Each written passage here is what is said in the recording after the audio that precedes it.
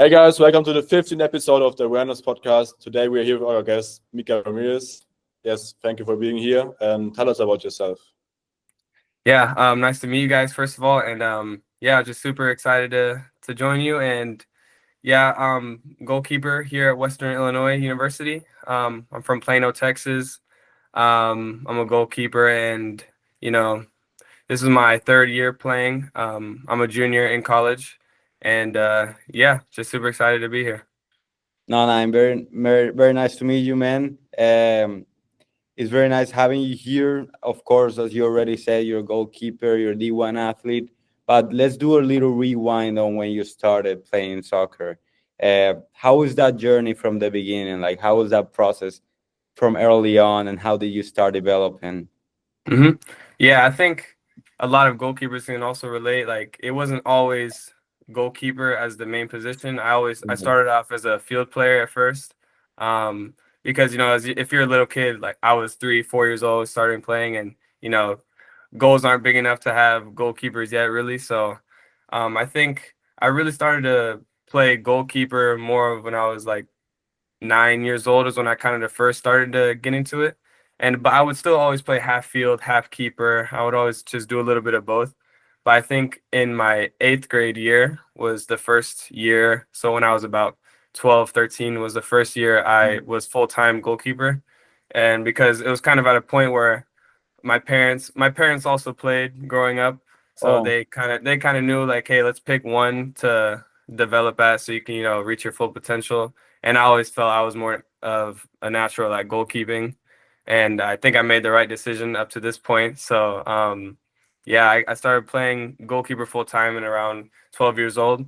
And then I knew I wanted to take it really serious to the next level once I was in my freshman year of high school. So about okay. 15, I was playing with MLS Next Academy for Solar, which is in Mhm. the Dallas area, and that kind of led me to the college route. My senior year of high school, I had an offer from Temple University, which is in Philadelphia, and that was my first school. And basically, I got recruited by one of the assistants there. Played my first 3 semesters at Temple, and then after some coaching changes and just I think it was going to be a better fit to be somewhere else. And then in the spring of 2024, I came here to Western Illinois University, and I've been here ever since. Okay, man. So many good points to touch on. But first, I want to touch about that transition that you made from field player to goalkeeper. Of course, as you mentioned, like, and also at the beginning, you always want to like score goals. You want to be Yeah. outside of the goal. But how important do you think it was for you to maybe be exposed to those different positions at the moment of being a goalkeeper hmm afterwards? Yeah, I think for me personally, it was really important to have both of them exposed to me from a young age, because not only does it kind of help you understand like both points, because as a striker, I want to know how the goalkeeper might react or behave so Mhm. I can have an advantage on him. But also as a goalkeeper, I want to know what the striker may be thinking, or whoever's shooting on me, what they might be thinking, so I can maybe gain a little bit of an edge on them. Because I think especially for goalkeeping, it's a really it involves a lot of psychology and thinking ahead, one step ahead at all times. So I think getting a perspective on both sides is really important for me, and also just for how I am growing up, or how I was growing up. My mind is always racing 100 miles an hour. I struggle Yeah. with school with ADHD, and I think it was very difficult for me to slow my mind down. And I think as a goalkeeper, it's all about being composed and staying calm, because I think it was really good for me to settle my mind and start thinking slower instead of being 100 miles an hour all the time. So I think that was really, really good for me. So Man, I have so many questions here, but I also wanted, because I wanted to tell you, in like 2 podcasts ago, we had the opportunity to talk about with a lacrosse player, and even though this is a little bit different, but he was talking about the importance of being exposed to different sports, since a young age. So it's kind of like that same idea of being exposed to different skills, and then after you've been okay, I got better at dribbling, I got better with my feet, I got better like with awareness of the pitch.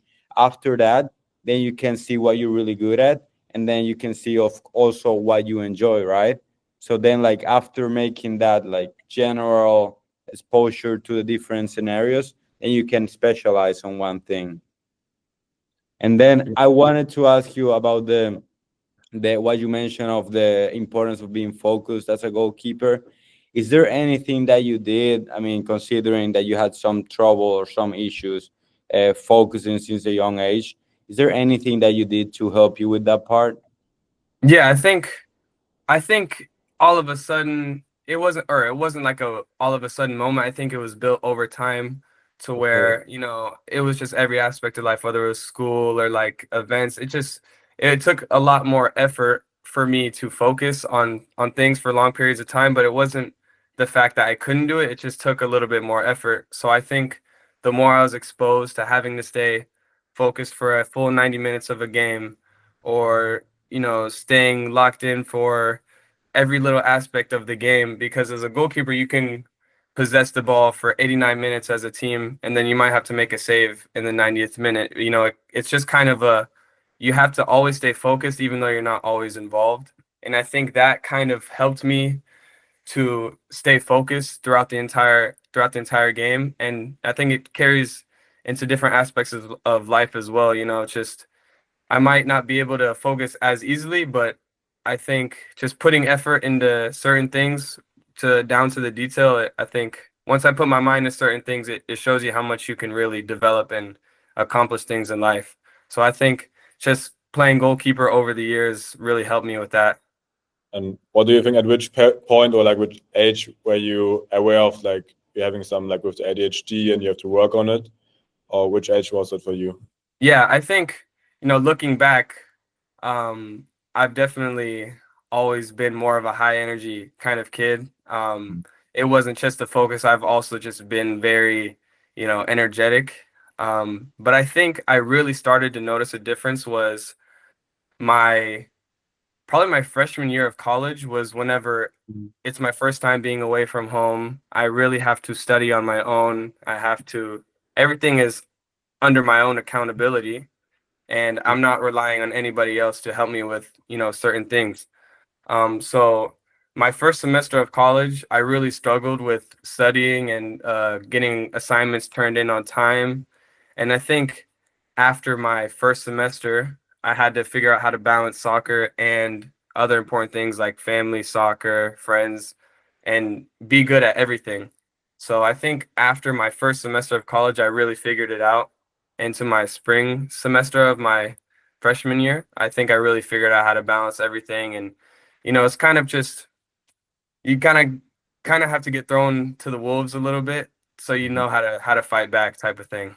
Because if it works all the time before, you don't change anything about it. But then at that point when it doesn't work anymore, you have to change something. Exactly. Do you think you have some methods, or you just went with it, like just figured it out somehow? Yeah, I think I definitely had to figure out a way to time manage better, because I would always feel drained after practice or after school. I would just maybe try to hang out with friends or just play video games, whatever it was. But you have to kind of prioritize things by maybe making a schedule or making a calendar. I think for me, I really try to get into a routine of when I do certain assignments or certain classes. Just try to plan ahead, at least, weeks or, you know, maybe a couple days in advance, so that you can really stay on top of things so you don't fall behind. And I think school in general is very routine based along with practice. So once you get into a routine, it gets much easier.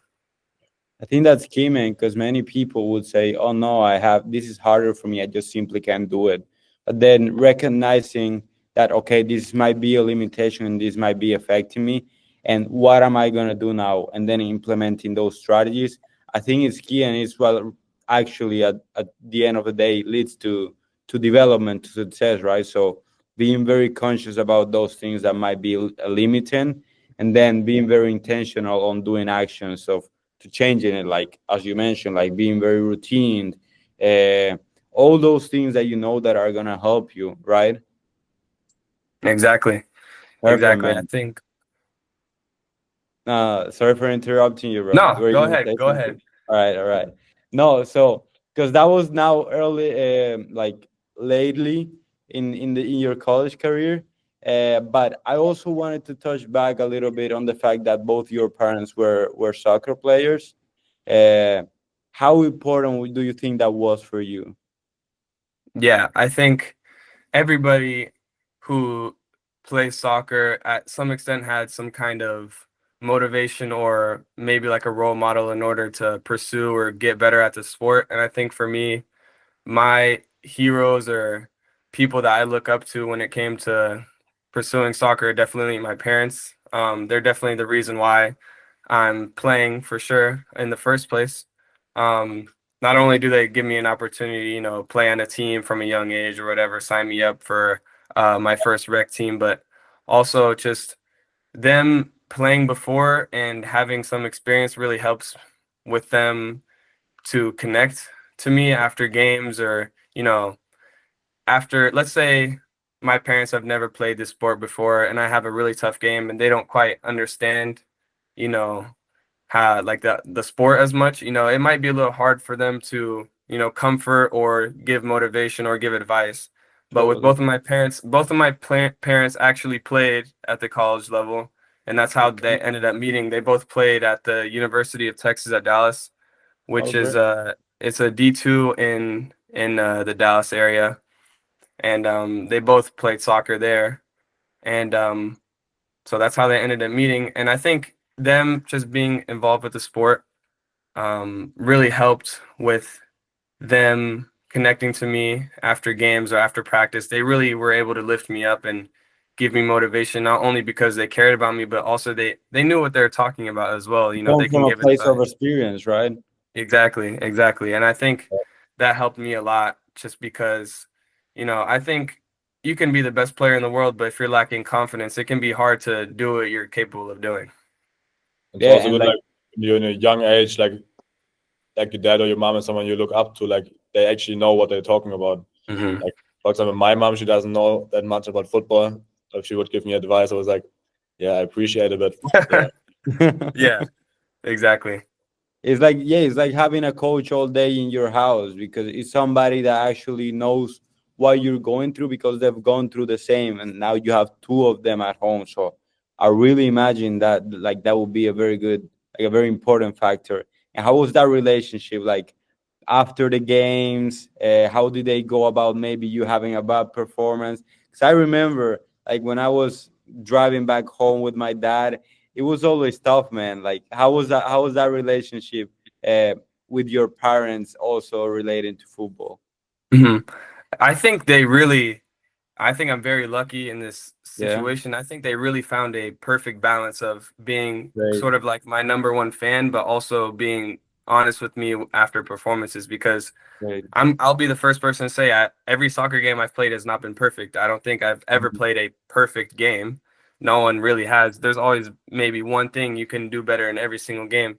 So I think after games they would be, hey, like you played really hard. You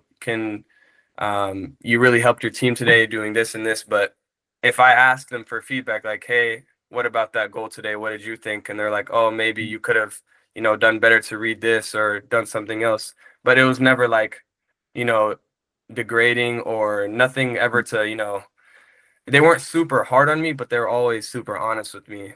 So Great. they kind of left you know, the coach, they left it to the coaches to be super hard on me, and they Okay. put me in the right environment with the my coaches in the MLS Nick. They were very hard on me and they were demanding, less mistakes. You have to be perfect. You have to do Mhm. this. But my parents were more of like, yeah, I think you could have done this better. They're much more of like a supportive but always honest yeah, type of thing, if that makes sense.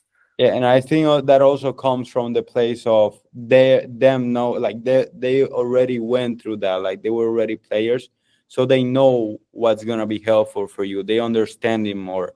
Probably if I say, for example, my dad, sometimes he was hard on me, not to a bad point, but sometimes it took it a little bit hard.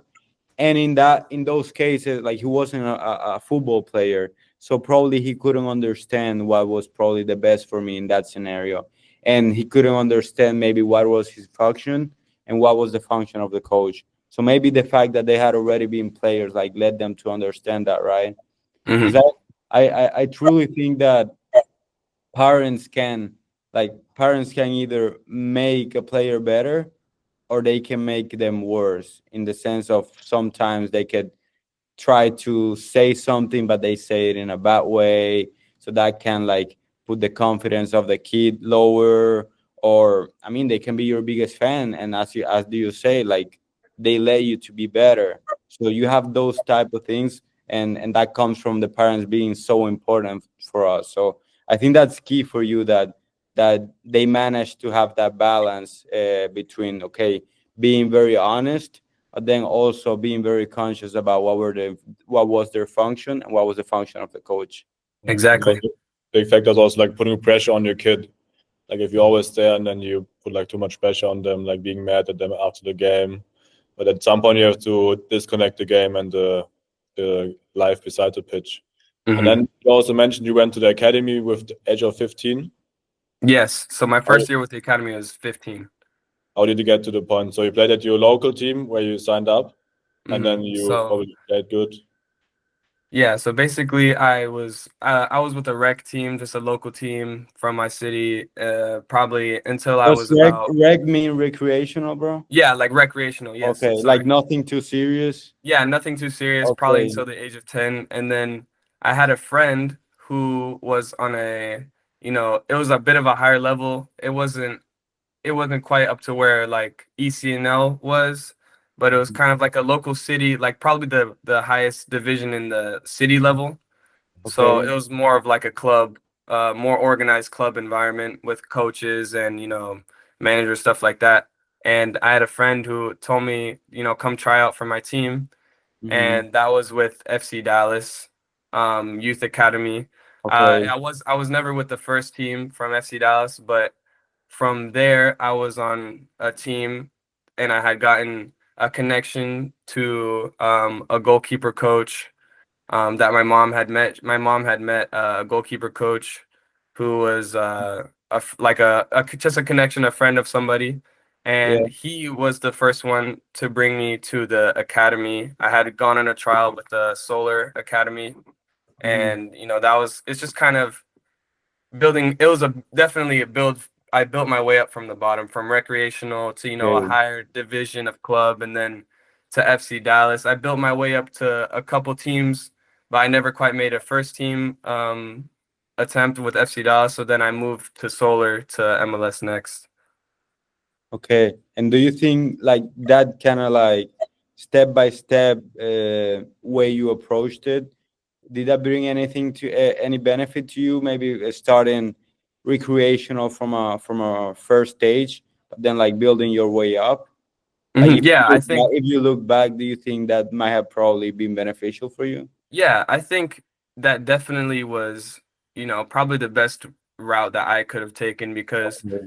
I think for me, just how I've always viewed, not only soccer but life in general, I think it's all about the individual and how you take take life and how you take challenges. Because I think some people, if they might have been at the top academy from a very young age and stayed at that level, they may feel a little bit entitled, or not a sense of I need to get to the higher level because Yeah. I'm already at the highest level I am. So it's not like there's nobody pushing them, or not a sense of I need to, go one step higher if there isn't a step higher. So for me, I was always kind of like, I always viewed myself as an underdog in a way where I'm trying to get to the next level, because there's always a step higher. No matter how high of a staircase I've climbed, there's always another step. I think that's great, like having that humility of acknowledging that there's always something to improve and there's always a next level to get. And then if you think about it, probably if you were like in an organized organization from a young age, I don't know if you wouldn't been able to switch from field player to goalkeeper as often, right? Like they Exactly, would have probably exactly, just put it, okay, you're this position from a young age, and that's it. exactly. Okay, great. So like being recreational from a first moment and then building your way up, that would be like the best way that you could have done it if you think about it. Yes, I definitely agree Okay. with that. I think that was definitely the best route for me, especially in Okay. terms of, like you said, humility or just having that perspective of just a hardworking mindset that there's Yeah. always a higher place to be. Great, great, bro. And then now you arrive to Solar SC, more of like an organized. We check their website. Like there's a lot of signed players, signed pro players now. Like it seems like a very, very good academy. How was that process there? Okay, you started from the age of 15. How did you start developing there, bro? Yeah, so my first year there was in 2019, I believe, Okay. or 2019, 2020. And I think a big piece of that first experience was it was almost it was definitely hard to jump up from a lower level to a higher level, because you're all of a sudden you're around the best players in the country. Yeah. We're playing against the first team of FC Dallas and other first teams from around the country, and it's just like, wow, this if this is where I want to be, then I have to perform at this level. Kind of like an And eye opener.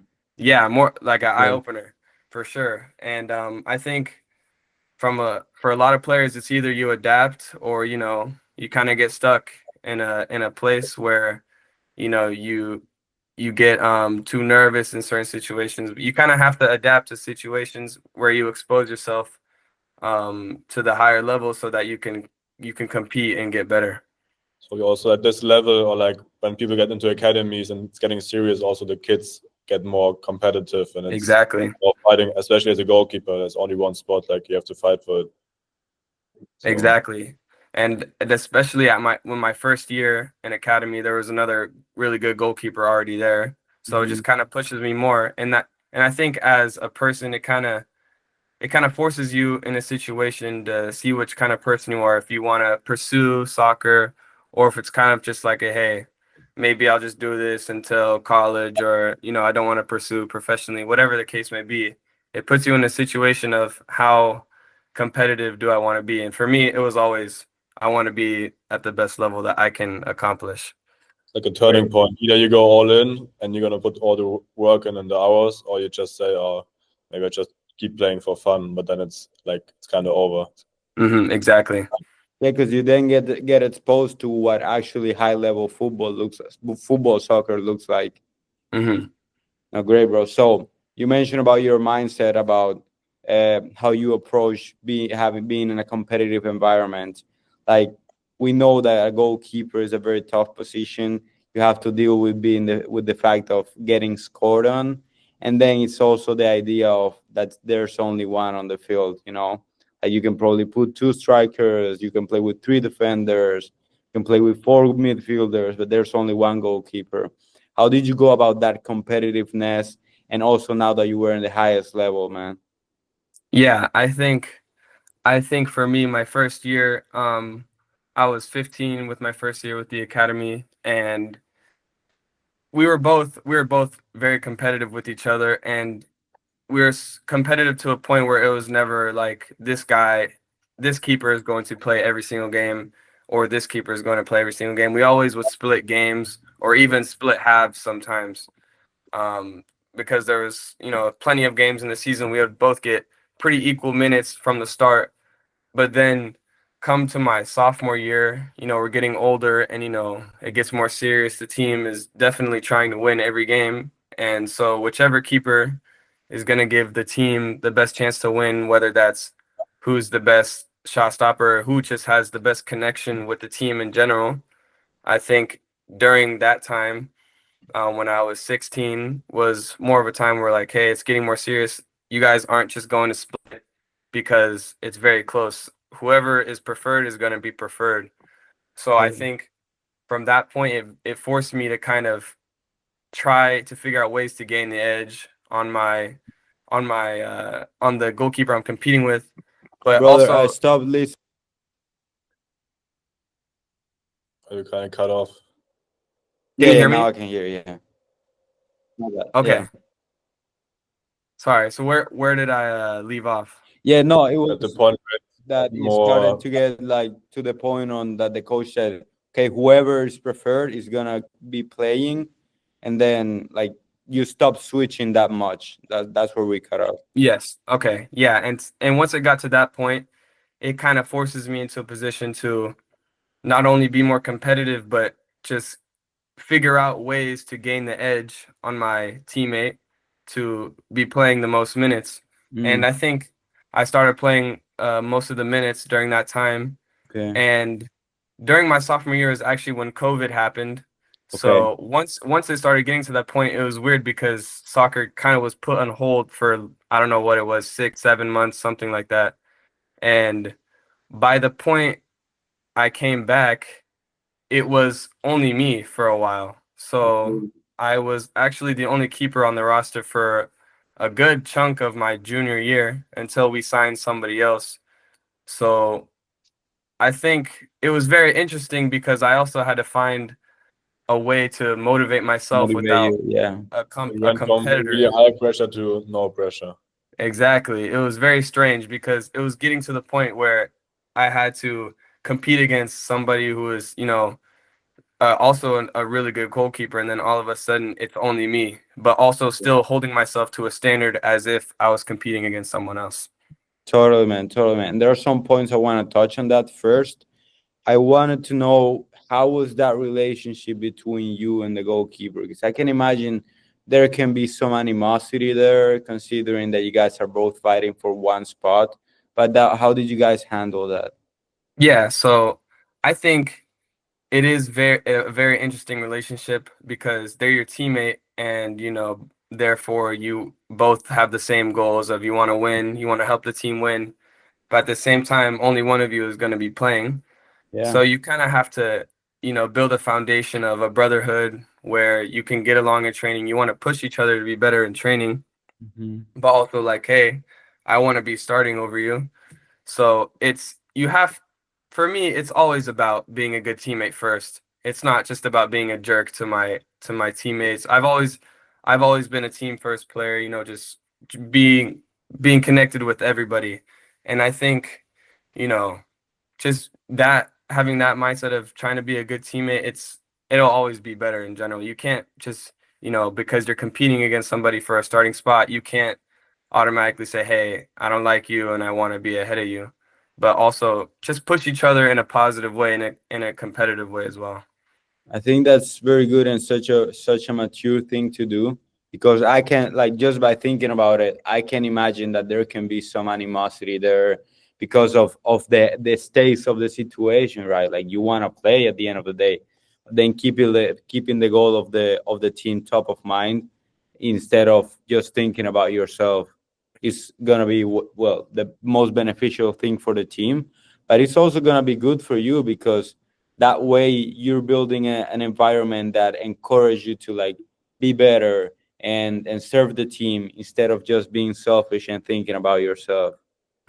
Exactly. And then you mentioned when that goalkeeper left and you were the only one, what things did you started doing to motivate yourself to keep the standards high? Do you remember and some of the things that you did? Yeah, I do. I think for me, a big part of it was also my goalkeeper coach. Okay. My goalkeeper coach, his name's Zach Downs. I'm still connected with him today. Every time I'm home, back in the area, I still train with him. I think he's been a big part of me getting to where I am today. And I think that, you know, he always knew that I had potential to get to a place, um, basically wherever I wanted to be. However far I want to push myself, I can push myself to be there. So he always made sure to stay on top of me and help me pursue, the best version of myself. But Hmm. also, when he's not there, it's after a game or if I'm home, it can be easy to get comfortable with the fact that I'm the only guy on the team. Yeah. Or if whenever they signed another guy, it's still clear that I was going to be the preferred keeper. Yeah. So it almost is just kind of what kind of person you are.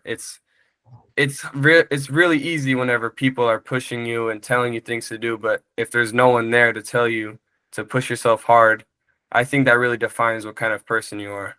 I think I'm not a goalkeeper, but like I think for a goalkeeper, having a goalkeeper coach is so important because in the end, that's the guy you spend most of the time with, and he knows what you're performing on. Like if I see a goalkeeper and he does like a crazy save, like let's go man, nice save, but like maybe the goalkeeper coaches are like some detail you can fix. And if you don't have a goalkeeper coach or like someone you said like pushes you every practice and knows what your potential is, I think it's really hard to.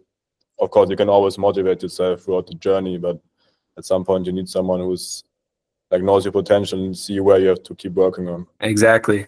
I can only push myself so far, but if someone else can also help me get to that point, I think support is really important for every soccer player in general, and I think he was a big part of that for sure.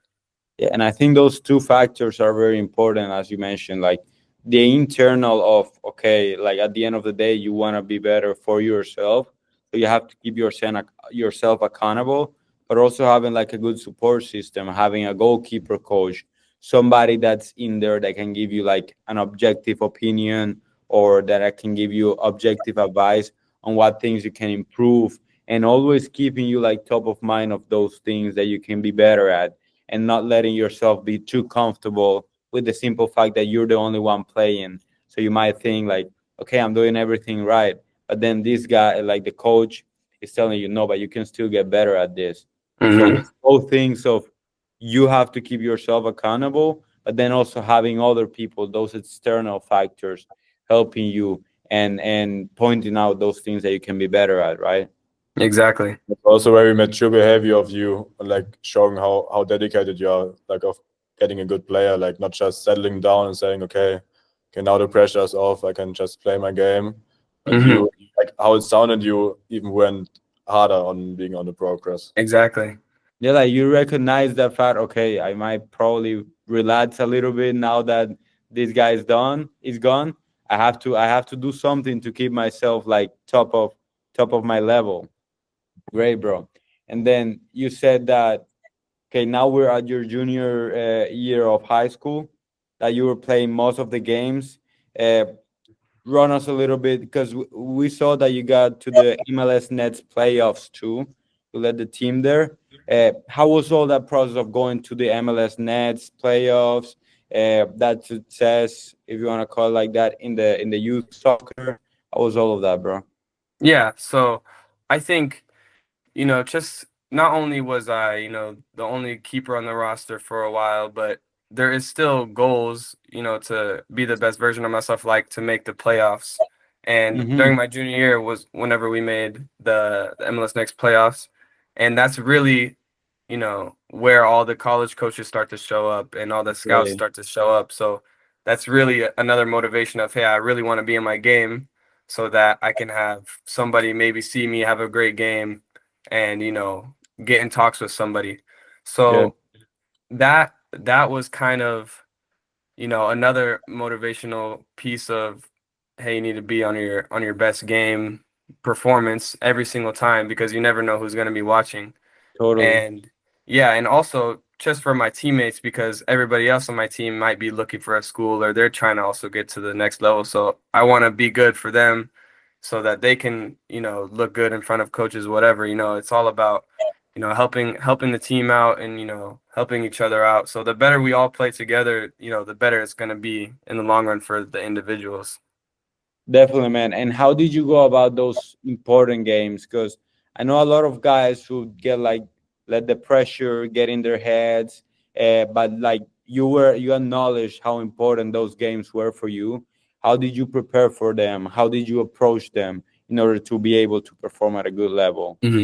Yeah, I think it all starts from training. Although you can Okay. never ever simulate, how much pressure there will be in a game. You can Yeah. kind of do things in training that help you with ways to deal with pressure. Like for example, my coach, he's very technical based and very down to the detail. But Okay. also when we're in training, it can be as something as making a pass or catching a volley. He's always yelling or screaming, like, hey, hurry up, hey, hurry up. He's not Okay. doing it because he wants you to be fast, fast, fast. He's doing it like, can you still be technical and still be composed and Pressure. make catches under pressure with people yelling at you or with high intensity. And I think that really helps in games because the higher level a game is, or the more there is at stake, the more pressure there's going to be naturally. And I think for me, that helped a lot. And I think it's very natural for everyone to be nervous in high level games, but Yeah. you can be nervous and still composed at the same time because I might feel pressure like, hey, I need to do good, but also finding ways to relax myself and be composed throughout the games.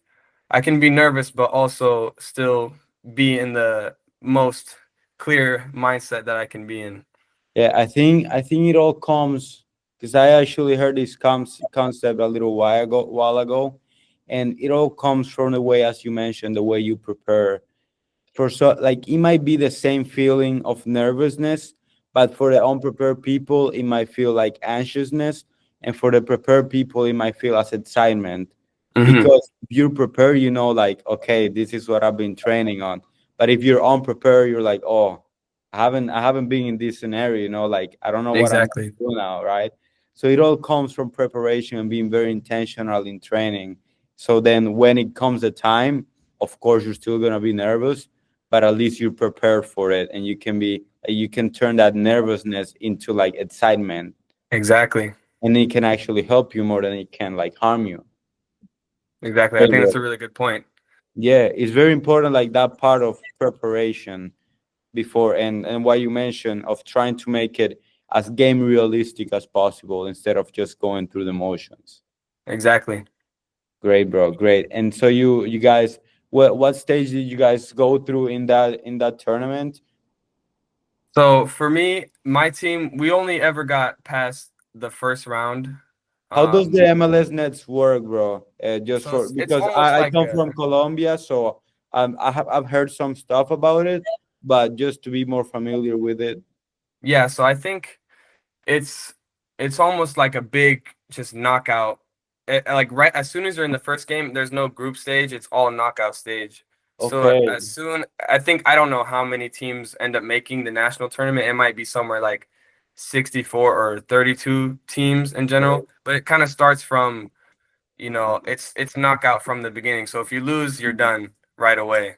And I think the okay. furthest we ever got was one game, but just being in that being in that environment, just it's a good memory to look back on. But the simple fact of getting to that national tournament is like an accomplishment, like getting to Exactly. either 64 or 32 in all the country, right? Yes, because since the country is so big, you have multiple divisions or Yeah. conferences of maybe in my conference we had like eight teams or something like that, but only two go to the national tournament. So, Nice. we're competing against teams like FC Dallas and Sporting KC and, Houston Dynamo. These teams were all in my conference, like all these academies I had to play against week in and week out. And, since we're not an MLS academy, we're automatically kind of an underdog. Yeah. So I think that also helped with our mentality as well. And just because we might not be an MLS academy, we don't have, the free cleats that every other team might get, or we don't have Yeah. the stadium or the Facilities. locker rooms. We can still compete with these guys, and I think that really put a chip on our shoulders. And being in Texas, like you got, as you mentioned, you have to play into with as being such a big state, they have so many big teams. You have to compete against them and still perform.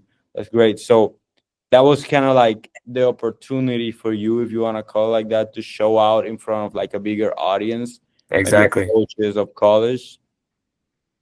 So Exactly. I suppose you did well in that tournament, no? Yeah. So I think my junior year, I started to get some attention from coaches, but it never developed into, a lot of serious talks. But my senior year, maybe once it got later into the spring is when, I started to get deeper into conversations with Okay. coaches. And during one of my games, one of the Temple University coaches saw me, and Okay. that's when we kind of got into contact as well. And because coaches talk a lot without you ever even knowing. And my goalkeeper coach actually used to play with this assistant coach that was at Temple, so there was Okay. already kind of a connection there. But Okay. once he saw me play, it can also help with the fact my goalkeeper coach knew him, so it can make it easier to get into contact. But at the end of the day, you still have to play good to get attention. So yes, Yeah. performance is always the number one thing that talks. Definitely, man. Because for us, for Mats and I, the best way to go as international students is through an agency. But Hmm. here you guys have the, if you want to call it like that, the facility that the coaches can go to your games. Now you're mentioning that also having those connections and finding those connections in common might also be a good thing for young athletes to do in terms like in order to get in contact with the college coach. Exactly. I think having connections, first of all, performance is, the number one thing, of Yeah, course, yeah, but connections can also play a huge role because like you said, being an international student, you're not going to have, university coaches from America coming to your games. definitely. If you get lucky, you might send an email with a highlight video that can catch their attention, but they're getting, hundreds of emails all the time. So I think having somebody that can even just get you into the door of conversation with somebody can really help for sure. Especially you're in a good environment already, like with the academy environment. Like your coach is gonna know like someone at a good level. So Exactly. Exactly. Getting yourself exposed to those both scenarios, and I mean those tournaments, those games that you know that coaches are gonna be there, but also to those people that you know can be a connection and maybe lead you to a conversation with the coach. But of course, keeping performance, as you said, top of mind. Exactly. And you That can be the best player of all time, but if you never get seen by anybody, if you don't talk to anybody, you can't sign with a team. Totally. That's why I wanted to like point out all those factors because as you said, like yeah, you can be as good, but if you play only on the street of your row of in front of your house, like there's not gonna be too much people watching you and like Exactly. knowing that you play good. So you have to like be very aware of that and be able to kind of like play with those different factors and be able to connect with people and putting yourself in those situations that will make it more likely for you to like get washed and to talk with the coaches and stuff. Exactly. And I think it's very important that, a lot of younger kids know the earlier the better because, you know, as if you can expose yourself to certain situations, it's gonna help you more. Because if you don't know about certain things about getting to the higher level, how are you supposed to get there if you don't have at least a little bit of knowledge? So I think it's really good to, inform younger athletes like, hey, kind of try to get yourself into that door because the more people you meet, automatically the more people that you're gonna be able to contact in the future. Totally, man. Totally, man. So now we're in college, right? You got to college. Okay, you got to Temple University in Philadelphia. How was that in the first year, bro? Yeah, so my first year, like I said, it's a complete Yeah. different Oh, eye environment. opener. I'm, I have to fly home if I wanted to ever go home. I'm across the country and, all of a sudden I'm on my own with a new team, guys I've never met before, and once you're in college, you're playing with guys that are maybe 24 years old. And, Yeah. I had just turned 18, 3 days before I went to college. So, You what, 04? yeah, I'm an '04. Okay. Yeah, so it was very, difficult to just, put myself in that situation, but I knew if this is what I really want, I have to be uncomfortable for a while. Yeah. So I think my freshman year, I was not starting right away. We had a really good goalkeeper. He was a senior Okay. and he was playing most of the minutes, but then I ended up getting an opportunity midway into my freshman season because he had gotten a minor injury, and so I Okay. had to be subbed in like the 70th minute against a really good school. We were playing the University of Pennsylvania, and they were Yeah. ranked at the time. And this is my first time ever playing against any school, and it has to be a top 25 team in the country. And we were tied 1-1, and I was able to make three saves or something like that to keep us at a tie. So very, very high energy, a lot of adrenaline, but at the same time, that's kind of how I got my first experience. And for the rest of the season, I only ended up playing 4 more games until the starter came back. But I think that was very important to get some experience in, because I was um, very adrenaline based and very, emotional kind of based, instead of more cool, calm, and collected like I was in high school, because I'm at such a higher level from MLS Next, to where I kind of have to almost restart the process of, hey, like turning that nervousness into Yeah. excitement instead of like anxiousness. And it's kind of like, once you go up another level, you almost have to restart the process entirely. Yeah, yeah, and And it all also, comes down. Yeah. I know you mentioned like going into a new environment and everything. Do you think it helped you to you switch teams before, like getting adapted to like new players, new coaches, and everything? Yeah, I think switching multiple teams from my youth career definitely helped me right away with getting along Yeah. with guys, and getting comfortable with teammates, because I've never had a problem with another teammate really in my entire career, in terms of like beef or being upset with each other. I've always, been able to connect pretty well with guys, so I think that really helps. But it was just more of playing with them in games that took a little bit longer to adapt to.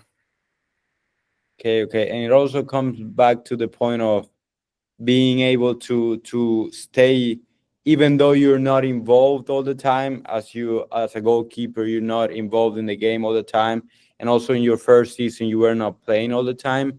And when that moment comes, like, to be ready, to be like actually focused, and to be in the moment, being present, right? Yeah, exactly. I think, like you said, I was not expecting at all to play that day, because I was also just recovering from a thumb sprain at that time. So I really hadn't been training before that game at all either. But my coaches had trusted me enough to, just kind of, hey, you got to go right now. Like, Oh, so catch a couple volleys on the sideline and run into the Yeah, game, because you got to go in right now. the injury So happened in the game. So so my injury, I had gotten injured maybe 2 weeks or 3 weeks prior to that okay, game. So I was not practicing for a while. I think I only practiced one time before that game, and imagine. I was ended up, I had to come in, basically not from training for about 2.5 weeks. I think probably that the like how fast it happened didn't even give you time to think about, oh, I haven't trained in a while, I might not. It's just like, okay, I just have to put my gloves on, I have to go in. Exactly, and that's that's and that's kind of, that definitely did not help with the fact of, you know it was very adrenaline based performance. It Yeah. wasn't my usual, being composed performance. I was just kind of like, oh my gosh, a million things are Yeah. happening right now. I just have to go in and play. but maybe it even helped you because you were not didn't have like that much time to be nervous. Because I just saw Exactly. a podcast with a Austrian defender, like the only Austrian player who ever played for Madrid. Actually, I forgot his name, but he said he was in the youth team, and then just 1 hour before practice, they told him, "Oh, like you're gonna train with the first team of Madrid." And so he was Yeah, like, so he was just like flash, and was like, "Okay, I just go there and play now. Like I can't do anything." So he took exactly. like away his nervousness. So maybe it was not that And bad. all that comes, like, all those good performances comes from, like, just being exposed to those scenarios that, yeah, they might be uncomfortable, but they're gonna be the ones that are gonna, like, lead the way for your development. Like, after that game, I suppose you felt an immense, like, confidence, but Exactly. probably before, if you would have thought about it, it wouldn't have been that comfortable of saying, "Oh, I have to play. I haven't trained in a while." But then once you get through it and you do it well, you perform well, you're able to perform well, then that's when that boosting confidence comes. Exactly, because in a career of soccer, there's never gonna be an entire game where everything is expected. There's always unexpected things that happen in every game Yeah. or every situation, and that's why you train every day, and that's why, going back all the way from when I joined academy all the way up through my career to this moment, I was able to lean back on those things, to rely on those things. So I didn't, make a fool out of myself as soon as I went in, even though I did not have any time to prepare. I was already prepared enough from my entire career to where that I can perform at the right level. Totally, man. Totally, man. So now you're at Western Illinois University. Is this your first year there? So I've only played one fall joined. here. Yes. Okay, okay. So you joined for the fall semester of Yeah. 2024. So basically, I've been here. This is my third semester here. So I was at Temple for 3 semesters. I was there for one fall season and then a spring. And then my sophomore season with Temple, I actually didn't play. So Okay. after that's another huge roadblock kind of thing. That could be like a whole conversation because I I was with a new coach. A new coach came in after my first fall. I spent a spring with him with the new coach, and the vibes are really good. And I thought, I had a really, really good chance of being the starter in the fall. And, me and the coach had developed a really good relationship in the spring. Really couldn't have gone any better. And then come the fall, a couple of goalkeeper transfers come in. And, for me, I'm at a confidence level where it's like, hey, that doesn't matter. I've been in competitive situations before. I can Totally. outcompete, anybody I put, on the same team with me. And I was really expecting to start, the fall season with during my sophomore year with Temple. And then it was almost like a super big surprise, the day before our first game, he was announcing the lineup or the starters, and I was, super surprised to not hear my name. And, it completely just like it felt like a stab in the back, not because of like, it's up to the coach to pick the lineup, but I was Yeah. totally expecting, just based on my performance and how I was playing before that, there was no doubt in my mind I was going to start, but it didn't end up going that way. So it really, kind of broke me mentally for a moment there. And yeah, that was just another huge roadblock I had to go over. So you're also tough. Like if you in your mind you think I'm gonna play, like I'm gonna be a starter, you're doing fine, and then you're at that point, and then you don't even play a game. The next time you're in the situation, you're gonna think the same thing again. Or did I train good? Didn't train good? Like you always Exactly. question yourself. Exactly. And I think, with that moment, it really, no matter how hard I tried, no matter how many times I told myself, like, you have been playing for 18 years of your life, you know, you are worthy of being at this level, you're worthy of playing at this level. There's always a sliver of thought that got into my mind, like, hey, maybe you should just quit. Maybe you're not good enough at all. Like, you can't even, you know, play in your sophomore year of college. Like, maybe this isn't it for you. And that was just something that I really had to remind myself every day in training, like, hey, you're good enough to be here. You're good enough to play. Maybe it's just not my time, not my, you know, not the right moment to play in my career. Maybe this is an obstacle that I have to overcome in order to become a better player. I love it, man. I love it. Like seeing those scenarios as a way to get better, as a way to learn instead of failure, you know? And I wanted to ask you, did the coach ever communicate with you on why you were not playing? Yeah, so that was also another interesting thing, which kind of led to my way out of there. Basically, I think with the new coach coming in, it's kind of natural that, hey, like he wants to build his own team and he wants to build his own program because I wasn't necessarily recruited by him, so maybe he doesn't see me Totally. as a player in his team, which is fair, but I just feel like from the beginning that wasn't very clear. But Okay. now looking back, I think that's really how it was.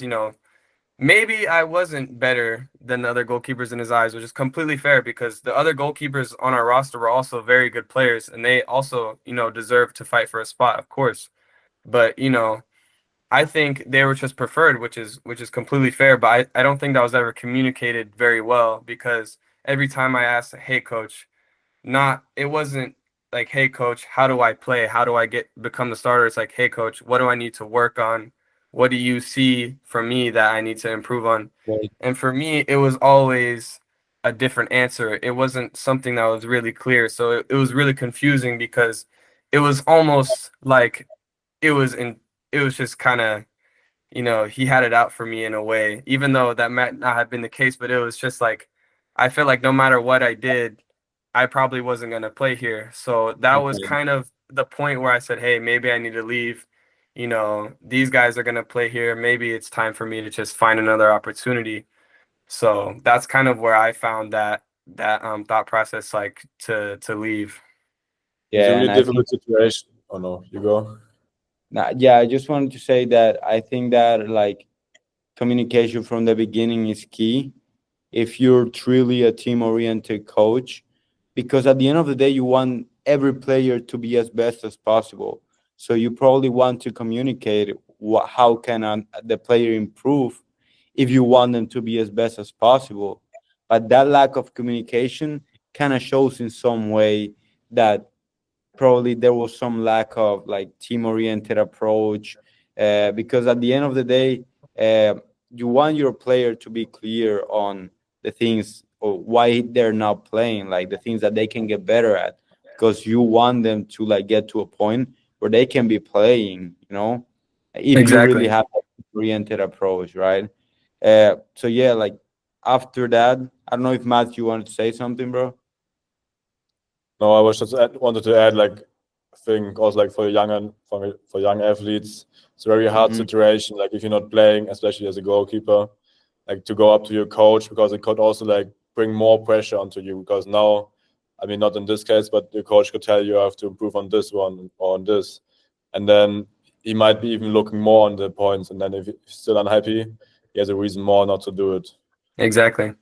Yeah, I mean, like Camilo said, like just open communication from the start is really good. But like after, let's say, after 3 months, you go to him, it's like, oh, well, I'm not playing, and it's kind of hard to get it out of Yeah, nowhere. because it just became like a situation of like I could just almost tell just based on the conversations. It wasn't necessarily like, hey, you really need to improve on this. It's just kind of like maybe you're just not preferred. Or like maybe I don't really, it's not like I hate you as a person or a player. It's just like I don't really prefer you. And if there's nothing that I can do, maybe it's time for me to move on. That's the thing with football; Totally. it's opinion based. It's not like on numbers or anything. Exactly. So like you said, the coach bring in the goal, like brought in the goalkeeper for a reason. So if he's really convinced he's the guy, he sees something in him, then it's kind of hard to get the plays from him. Exactly. And I think that the fact that he wasn't giving you any actionable thing to do in order to get better, by just saying like, yeah, I probably don't prefer you, kind of shows a little bit of that lack of intention of making you play. Hmm. And so you went then to WIU, Yes. Western University, okay. And what are the next steps from now on, man? Like, where are you taking your career now, bro? Yeah. So I think like you kind of said, guys, it's very important that you have a coach because they hold all the opinions. You need a coach that believes in you because I think for me personally, if you have a player on your roster, no matter how much lower of a level they are than maybe the starting guy, you have some sort of intention that they're going to be capable of playing one day because you don't Exactly. want anybody on the team for no reason. You want players that can develop to potentially be a starter for your team to help you win. Totally. Totally. And, I don't really agree with, signing players, just to be a practice player. I don't think that's very smart because you want players to push each other because Totally. everybody's trying to play. So you want the mindset of every player on the roster is eventually going to be able to play for your team. But I think coming to Western Illinois, it just whenever I entering the portal from Temple, which is, how you transfer from one school to another, Mhm. entering the portal is when I got into contact with the head coach here and talking to him, it just kind of made me feel like he believed in me just based even off of my film. It kind of made me believe that he wanted me at the program. Just Yeah. feeling wanted can honestly boost your confidence so much already. So, just feeling wanted and being believed in general can just, I think it can really help you reach new heights. It goes to the same for me. I'm also going to transfer next semester. and like I had talks with the coach, and like it just feels nice to like know he wants to have you. And also like on the topic like bringing players in you really think they're gonna play, I think it has a huge impact, because then if you give the player like only 5 minutes in the game, the last like 85th minute, and he comes in for 5 minutes, at least he knows you give him a chance to show up. But if you never play like you in your third semester, then like it's really hard for a player to keep being motivated in practice. Exactly. It's like in a company hiring somebody that you know, like you're not even convinced that's gonna make the job well. You know, like Exactly. why would you It's even just hire no them point. in the first place? You know. Exactly. So yeah, man. I think it's great now that you're at this spot in which you feel comfortable, that like you're getting better and stuff. And I just really think that what we've talked here in this podcast is so valuable, man. Like actually, I have so many other stuff to ask you and things like I just don't like the podcast. We're not famous enough to make a 2 hour podcast, you know.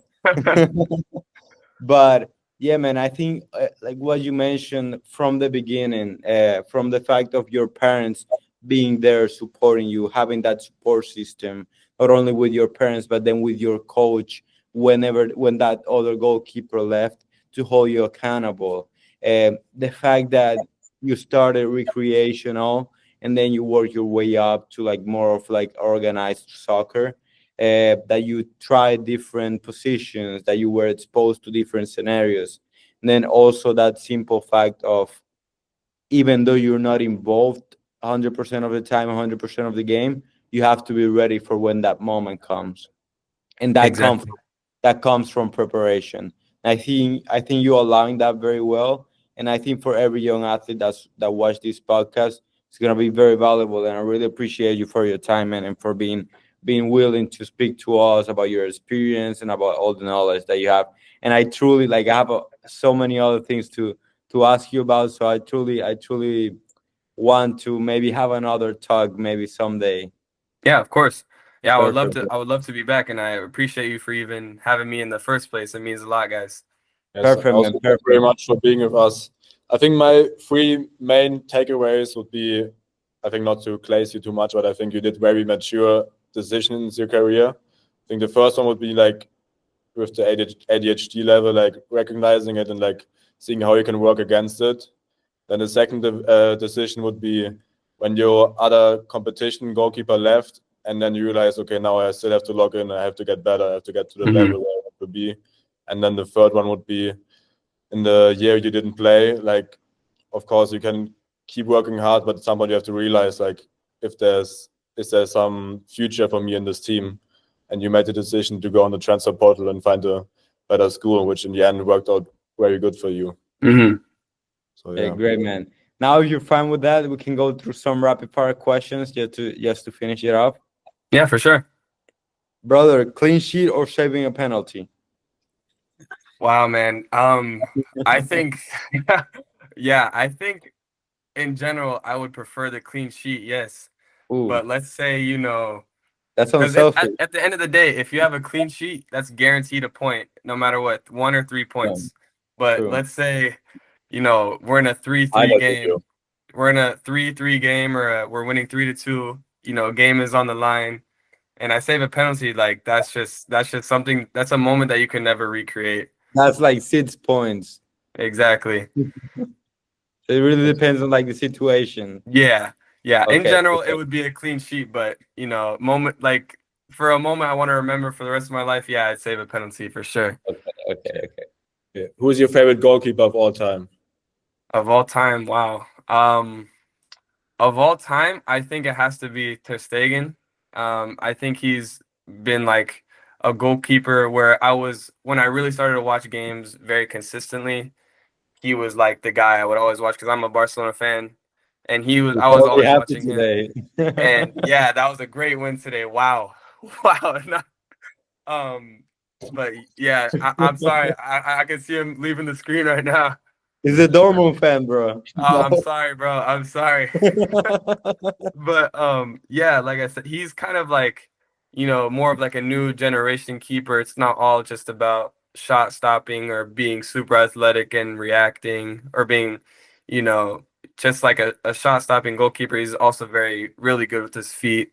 I think my favorite, he's still my favorite goalkeeper, but another goalkeeper I like a lot today is Jan Sommer with Inter Milan. I Mm. really like him because, he's similar body frame. We're about the same height.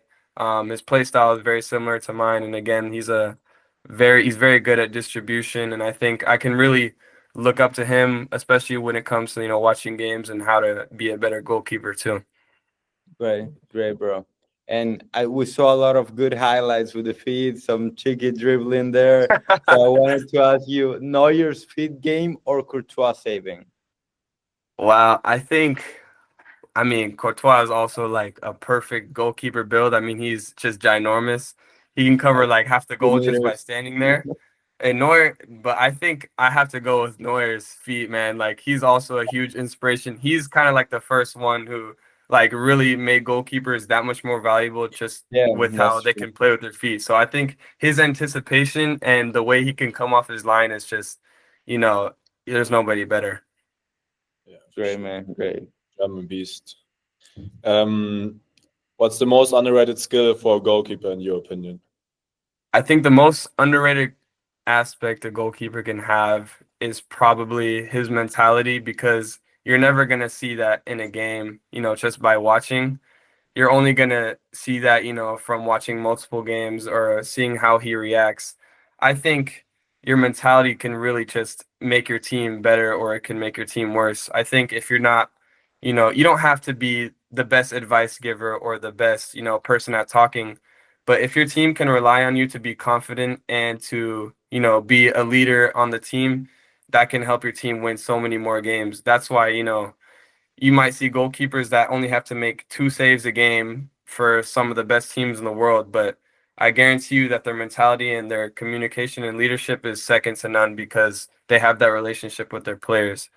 But I think if I had to pick like a physical attribute that's very underrated, it would probably be like anticipation with crosses. I think crosses are very, very hard to handle, especially at the So pro level. the one-handed one. Yeah, yeah, I know exactly what you're talking about. Yeah, I think being able to read, services into the box and crosses and corners, stuff like that, is very difficult and it can be very valuable if you can be good at those. Great, great, bro. Also, in the content that you're posting, you've been posting some nutrition stuff. So I wanted to ask you, what's your favorite pregame meal? Yeah, I think, you know, I've learned over time like the thing that digests best with me because sometimes I've ate things before games or like maybe made my stomach a little upset before games. So Mhm. I try to keep it pretty light before game. If we have a early afternoon game, I'll Good. probably just make like some avocado toast with an egg or something like that in the morning. But if we have a night game, I'll usually try to eat something, at least 4 hours before the game, maybe like chicken and rice, just a little bit of protein and, some carbohydrates to energize me for the game. I think that's kind of, the best pregame meal is probably a little bit of rice or, some carbohydrates of something like that and a little bit of chicken or eggs, something like that. Great, bro. And also important to know, like, of course, the textbook might say this is probably the best for performance, but to know your body and see what feels better for you, I think that's the best thing for like the best indicator for performance. How do you feel? Yeah. In talking about game preparation, do you have any pre-game ritual? For me, I really like to stretch a lot before my games. I really, before I go out into the field, I try to not, overstretch because sometimes overstretching can be bad, but I Mm. always try to, stretch things I usually wouldn't think about. Like I stretch my ankles or like my wrists or even my shoulders because, as a keeper, you're kind of bending in really awkward positions in the game. So I always try to, get a little bit of everything when it comes to stretching. So every game I'm always, in the training room doing a little bit of stretching. Great, bro. What's the funniest piece of trash talk you've ever received? Oh, I gotta think, man. I've definitely had some funny ones before. Um, I think the craziest thing, and this was back in MLS Next, it was on a corner kick, and this guy is, coming up. He's like kind of trying to stand in my way.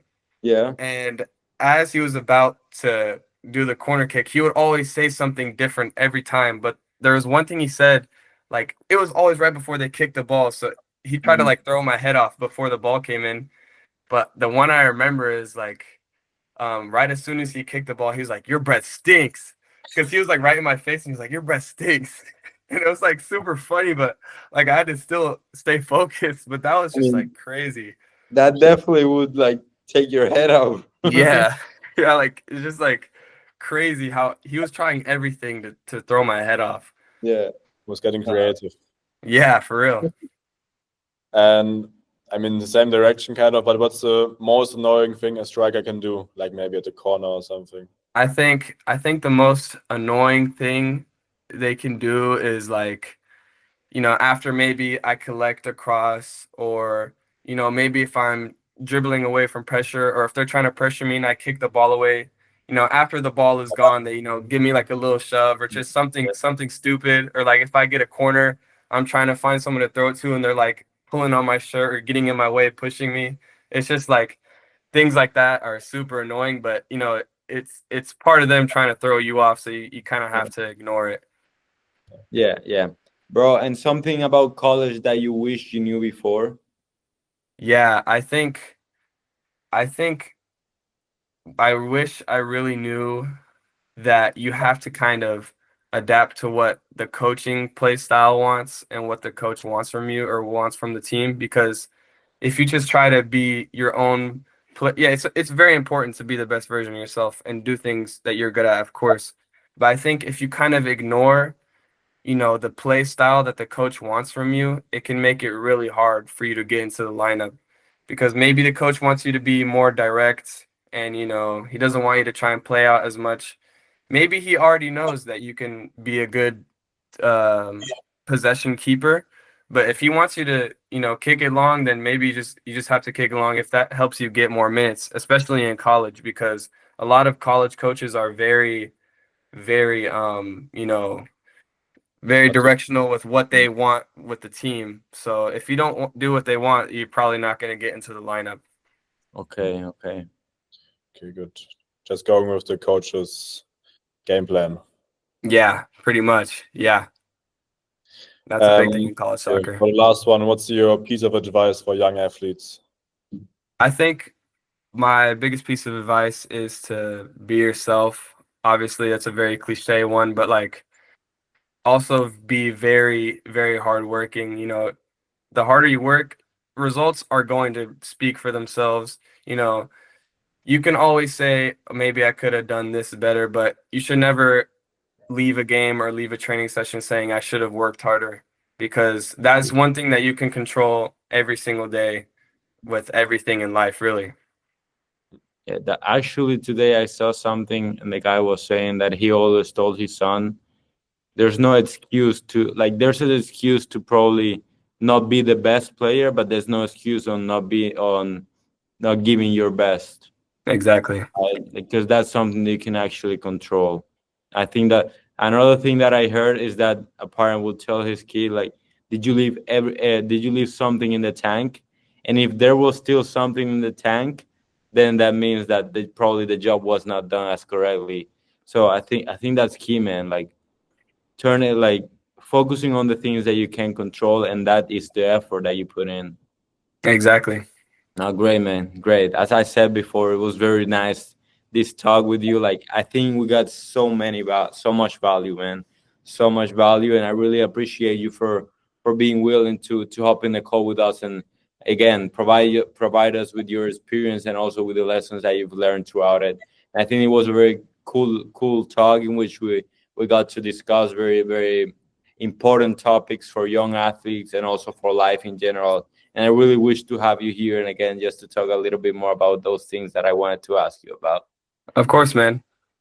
Perfect, man. Appreciate Perfect. it coming on to our podcast. Thank you, guys. I No appreciate it. brother. Thank you, man.